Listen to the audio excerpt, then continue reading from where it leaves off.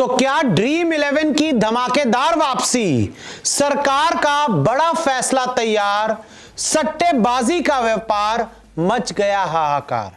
सरकार ने जब फैंटेसी एप्स को बैन किया था तो सरकार ने यह कहा था कि भाई लोगों का इसमें पैसा जा रहा है, लोग बर्बाद हो रहे हैं, जिसकी वजह से घरों में तनाव बढ़ता जा रहा है, कई लोगों की जान जा रही है।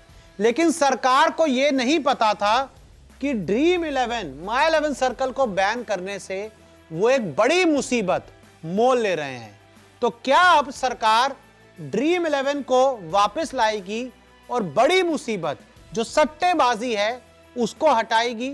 जान लीजिए पूरा मामला। तो देखिए, आईपीएल से पहले सरकार का यू टर्न होगा क्या? एक सबसे बड़ा सवाल है कि फैंटेसी ऐप को लेकर क्या सरकार का यू टर्न आने वाला है, क्योंकि फैंटेसी ऐप को बैन करने के बाद सरकार ने एक बहुत बड़ा पंगा ले लिया है और एक बहुत बड़े परेशानी में यहां पे जो नागरिक हैं वो पड़ चुके हैं। जान लीजिए, फैंटेसी बैन से सट्टेबाजी बढ़ गई है। ये रिपोर्ट आई है कि जब से फैंटेसी ऐप जैसे ड्रीम 11, माई 11 सर्कल, एमपीएल ये बैन हुई है, उसके बाद से हिंदुस्तान में सट्टेबाजी यानी कि मैचों पर पैसा लगाना बहुत ज्यादा बढ़ गया है। देखिए, फैंटेसी ऐप के जरिए तो हम कॉन्टेस्ट खेलते थे ना, लेकिन अब जब आप कॉन्टेस्ट नहीं खेल पा रहे हैं और जिनको फैंटेसी ऐप्स की आदत है, अब वो पता है क्या कर रहे हैं, वो जा रहे हैं सट्टा लगा रहे हैं।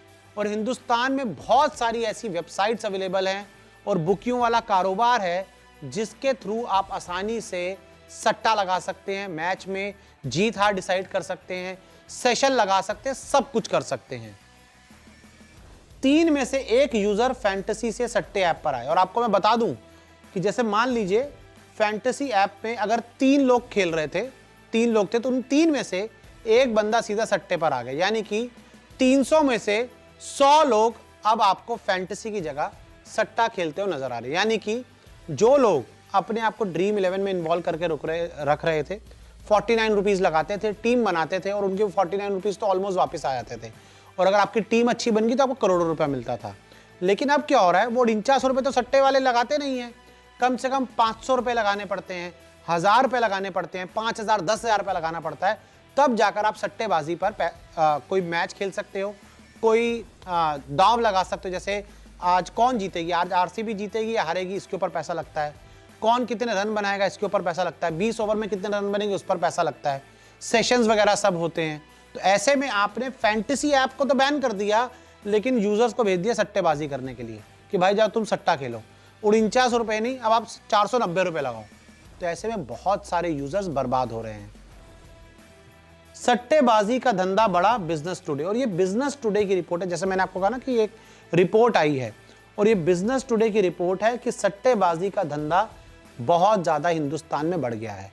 अब देखिए क्या है, जिनको आदत है और जिनको नॉलेज है, अब वो ड्रीम 11 पर, माई 11 सर्कल पर टीम नहीं बना रहे, क्योंकि उनको लगता है यहाँ पर टीम बनाएंगे तो हमें उसके रिवॉर्ड कुछ नहीं मिल रहे। तो अब वो क्या कर रहे हैं, वो अपना पैसा लेके जा रहे हैं इन बेटिंग ऐप्स पर, बेटिंग वेबसाइट पर, सट्टेबाजी की साइट्स पर, और वहां जाकर पैसा लगा रहे हैं। अगस्त के बाद से सट्टेबाजी के केस बढ़े, और अब ये जो रिपोर्ट है, जो रिसर्च सामने आई है, वो ये है कि अगस्त के बाद से, जब से आपने इन ड्रीम 11 को, माई 11 सर्कल को, सभी को बैन किया है, उसके बाद से लेके अभी तक सट्टेबाजी के, जुआ खेलने के जो केसेस हैं, मैचों पर पैसे लगाने के जो केस हैं, बहुत ज्यादा बढ़ गए हैं।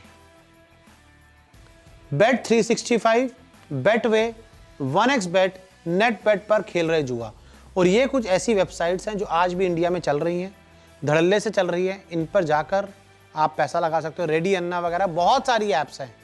तो सिर्फ आपको यूट्यूब, आपको लिंक गूगल पे डालना होता है, गूगल पे इनका नाम लिखना होता है, ये खुल जाती हैं और फिर ये आपको लिंक वगैरह दे देते हैं और वहाँ जाकर आप अपना पैसा लगा सकते हैं। तो ऐसे में ये बहुत बड़ा इशू इंडिया में शुरू हो गया है। सरकार को इस तरफ अब सोचना होगा, और सरकार को, वैसे तो सरकार लगातार काम कर रही है, लगातार बेटिंग ऐप्स को, वेबसाइट्स को ब्लॉक कर रही है, लेकिन फिर कुछ दिन बाद ये एक नया डोमेन ले लेते हैं और एक नए डोमेन के साथ अपनी वेबसाइट को शुरू कर देते हैं। तो ऐसे में ये जो काला बाजारी चल रही है, ये जो क्रिकेट पर सट्टा लगाया जा रहा है, पैसा लगाया जा रहा है, ये ड्रीम 11, माई 11 सर्कल के बैन होने के बाद से बढ़ गया है। और देखिए क्या होता था, ड्रीम 11 माई 11 सर्कल पर कोई यूजर जाता था, वो जीतता था हारता था वो एक अलग बात है, लेकिन इससे सरकार को भी पैसा मिलता था, जीएसटी मिलता था, जो टैक्स था वो देना पड़ता था और सबको सब चीज़ें नोटिफाइड थी। लेकिन यहाँ पर कुछ भी नोटिफाइड नहीं है। फैंटेसी तो बंद लेकिन सट्टेबाजी बढ़ गई। फैंटेसी तो बंद हो गई, वहां पर अब लोग ना के बराबर जाते हैं, लेकिन अब हर कोई सट्टेबाजी की तरफ जाता हुआ नजर आ रहा है। क्या सरकार अपना फैसला वापस लेगी? और अब सबसे बड़ा सवाल यह है कि क्या सरकार, जिसने अभी ये बिल तो पास करवा लिया लेकिन इसे कानून नहीं बनाया और अभी भी इसमें चेंजेस हो सकते हैं, तो क्या सरकार अपने इस फैसले को वापस लेगी? क्या सरकार फैंटेसी ऐप रूल बदलेगी? Question mark. वही अभी सरकार के पास ऑप्शन है, आप चाहो तो ये सब जो फैसला ले सकते हो। और आईपीएल 2026 से शुरू होगा मनी कॉन्टेस्ट? Question mark. और देखिए हर कोई चाहता है यार कि आप सिर्फ मैच देखो नहीं, मैच में खेलो भी, और मनी कॉन्टेस्ट पर पैसा लगाकर आपका कोई बहुत बड़ा नुकसान नहीं होता है। 49 रुपीज़ लगाने होते हैं और कुछ ऐप्स तो 1-1 रुपये में खिलवा रही हैं। तो ऐसे में मुझे लगता है कि सरकार को इस तरफ सोचना चाहिए, और जब तक आप कानून नहीं बना रहे हो तो इसको प्रावधान बदल दो, चेंजेस ले आओ, और कानून जो बनाओ वो नए चेंजेस के साथ बनाओ। इस पूरे मामले पर मेरा ये मानना है। आपका क्या मानना है? क्या होना चाहिए? और ये ड्रीम 11 रहनी चाहिए या नहीं, हमें कमेंट करके ज़रूर बताएं।